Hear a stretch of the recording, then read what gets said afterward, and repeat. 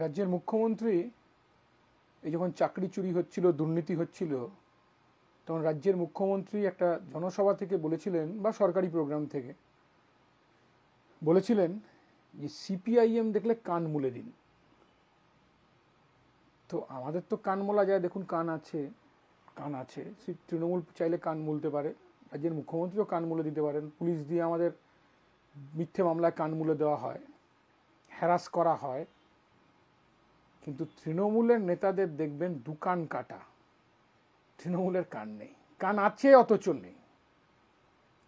আজকে ভাষণ দিতে আরম্ভ করলেন বেহালা পশ্চিমের বিধায়ক। আমরা বলেছিলাম উনি এখনো বিধায়ক আছেন, তৃণমূল ব্যবস্থা নেয়নি। ভাষণ দিতে আরম্ভ করলেন। কে প্রশ্ন করেছে আপনাকে আপনার কটা বান্ধবী? কিচ্ছু যায় আসে না সিপিআইএম এর।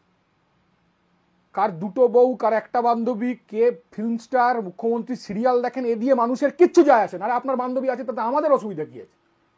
আপনি আপনার বান্ধবীকে ভালোবাসেন, তাতে সিপিআইএম এর বিন্দুবৎ বিসর্গ উৎসাহ নেই।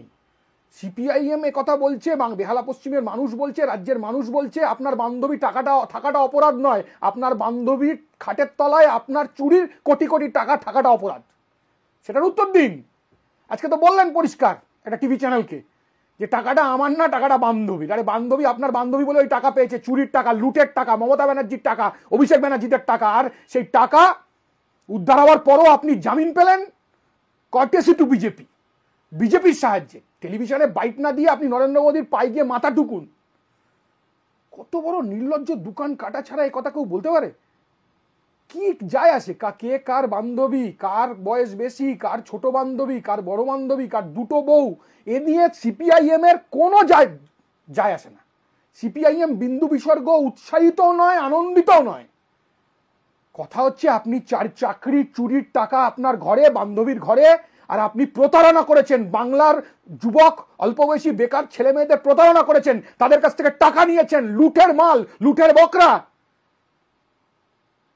আর একদল ছেলে মেয়ে তারা 3 বছর 4 বছর ধরে রাস্তায় বসে থেকেছে, যাদের মেধা তালিকায় নাম থাকার কথা তারা চাকরি পায়নি, আর যারা আপনাকে টাকা দিয়েছে তারা চাকরি পেয়েছে। কোনোদিন অতীতে হয়নি বুদ্ধদেব ভট্টাচার্যের সরকারের সময়, জ্যোতি বসুর সরকারের সময়, কোনোদিন অতীতে হয়নি। আর আপনি নির্লজ্জ বেহায়া বলে আপনার লোকেদের দিয়ে বেহালা পশ্চিমে আবার পার্থ চ্যাটার্জিকে চাই, এরপর হয়তো হোর্ডিং পড়বে আবার খাটের তলায় টাকা চাই।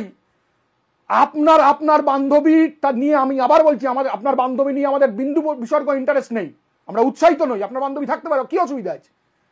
কিন্তু কথা হচ্ছে আপনার বান্ধবীর ফ্ল্যাটের তলায় আপনার দপ্তরের খাম, এসএসসি দপ্তরের খাম, আপনার দপ্তরের শিক্ষা দপ্তরের খাম, স্ট্যাম্প, আর সেই খামের মধ্যে হচ্ছে টাকা।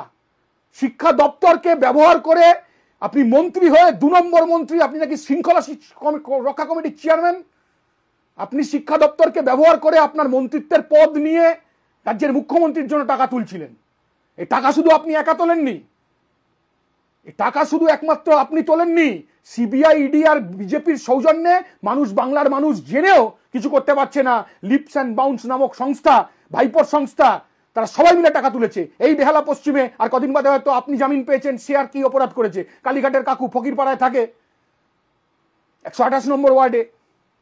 কালীঘাটের কাকুর কণ্ঠস্বর পাওয়া যাচ্ছে না, রোজ টিভি চ্যানেলে কণ্ঠস্বর পাওয়া যাচ্ছে না। যখন কণ্ঠস্বর পাওয়া গেল, সেখান থেকে ভাইপোর কণ্ঠস্বর নিয়ে যাওয়া যাচ্ছে না। মানুষকে এখন লিঙ্ক করতে হবে, 2002 সালের সে ভোটার ছিল, 2025 সালের ভোটার বিজেপি রাস্তায় নামিয়ে দিয়েছে আপনাকে। মানুষকে লিঙ্ক করতে হবে, মানুষকে দেখাতে হবে যে আমি 2002 সালের ভোটার ছিলাম, আমার মা বাবা ভারতের নাগরিক। তার জন্য গরিব মানুষকে হয়রানির শিকার হচ্ছে। সারা বছর নির্বাচন কমিশন ঠিক মতো করে এসআরইআর ভালো করে করেনি, লেফট ডেড নোট্রেস ভোট রয়ে গেছে। আর এখন তাদের নাম বাদ যাবে কিনা আমরা বুঝতে পারছি না। আমরা স্বাভাবিকভাবে দাবি করছি তাদের নাম যাতে বাদ যায়, কিন্তু এখন মানুষকে লিঙ্ক করতে হবে যে সে 2002 এর ভোটার ছিল, সে 2025 এর ভোটার। হ্যাঁ, মানুষ করবে, আমরা সাহায্য করছি, মানুষ করুক। কিন্তু ইডি, সিবিআই, বিজেপি যারা মানুষকে হয়রানি করছে, তারা কাকুর কণ্ঠস্বর থেকে লিপস অ্যান্ড বাউন্সের কর্ণধার অভিষেক ব্যানার্জির কণ্ঠস্বর অব্দি পৌঁছতে পারছে না। এটা আনফরচুনেট। আমি বলছি আজকে দোকান কাটা ছাড়া বেহালা পশ্চিমের মানুষ, তাদের মাথা হেট হয়ে গেছে। এই বেহালা পশ্চিমে রবীন মুখার্জি পরিবহন মন্ত্রী ছিলেন, সাইকেল করে বেহালা ঘুরতেন। এই বেহালা পশ্চিমের বিধায়ক ছিলেন নির্মল মুখার্জি। হোর্ডিং এর রূপকার না, কোটি কোটি টাকা হোর্ডিং দিয়ে রূপকার না। সরসুনা গ্রামে একটা কলেজ হতে পারে, একটা ল কলেজ হতে পারে, সরসুনা গ্রাম, সরসুনা চ্যাটার্জি পাড়া, ঘোষপাড়ায় বাস ঢুকতে পারে, প্রতিটা মানুষ কল্পনা করে দেখেন। আর সততার সাথে শেষ পর্যন্ত, শেষ দিন অবধি, জীবনের সামনে শেষ দিন অবধি বিধায়ক পার্টির দেওয়া অটো করে ঘুরে বেড়াতেন। আর দোকান কাটা বলে আপনি এইসব ধরনের কথা বলছেন, আপনি ওসব উত্তর দেওয়ার দরকার নেই। আমরা বিন্দুমাত্র উৎসাহিত নই কে কার কটা বান্ধবী। আমরা যেটা বলছি যে গরিব মানুষকে প্রতারণার ফাঁদে পেলে আপনার বান্ধবীর খাটের তলায় টাকা হচ্ছে চুরির টাকা, এবং আপনার মাধ্যমে সেই টাকা উঠেছে। বিজেপি, ইডি, সিবিআই ব্যবস্থা নিতে পারছে না, অনুব্রতর ক্ষেত্রে ট্রান্সলেটর খুঁজে পায়নি। আর আপনি তো জেলে ছিলেন না। আপনি কোথায় জেলে ছিলেন? আপনি তো জেলে ছিলেন না, আপনি 3 মাস 7 স্টার হসপিটালে ছিলেন, 7 তলায় 7 স্টার হসপিটালে 7 স্টার ট্রিটমেন্টে ছিলেন। আর আমরা জানি সবে সব। কাজেই আর বেহালার মানুষকে হেয় করবেন না। মেহালার মানুষের মান সম্মান এমনি খেয়েছেন, আর দয়া করে মেহালার মানুষকে আর লজ্জা দেবেন না এইসব হাস্যকর কথাবার্তা বলে।